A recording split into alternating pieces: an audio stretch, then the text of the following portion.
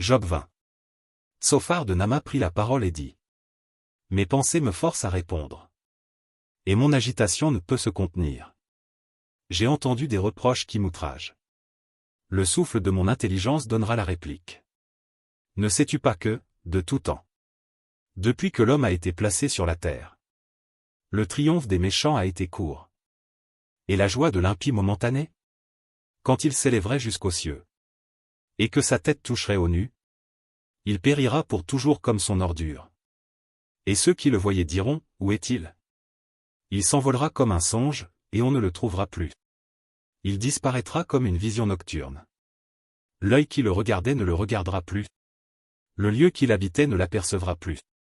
Ses fils seront assaillis par les pauvres. Et ses mains restitueront ce qu'il a pris par violence.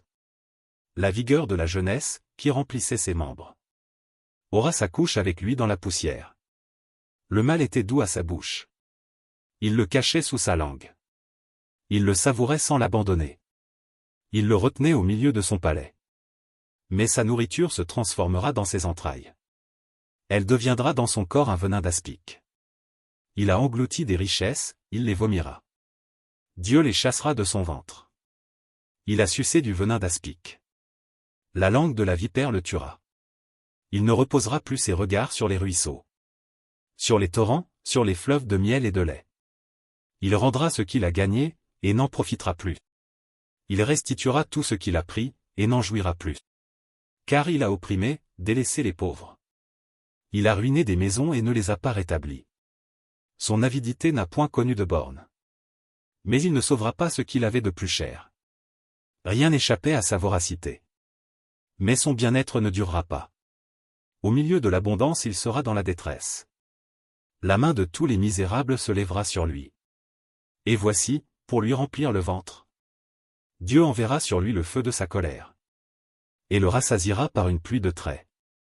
S'il échappe aux armes de fer, l'arc d'airain le transpercera. Il arrache de son corps le trait, qui étincelle au sortir de ses entrailles. Et il est en proie aux terreurs de la mort. Toutes les calamités sont réservées à ses trésors. Il sera consumé par un feu que n'allumera point l'homme. Et ce qui restera dans sa tente en deviendra la pâture. Les cieux dévoileront son iniquité. Et la terre s'élèvera contre lui. Les revenus de sa maison seront emportés. Ils disparaîtront au jour de la colère de Dieu. Telle est la part que Dieu réserve aux méchants. Tel est l'héritage que Dieu lui destine.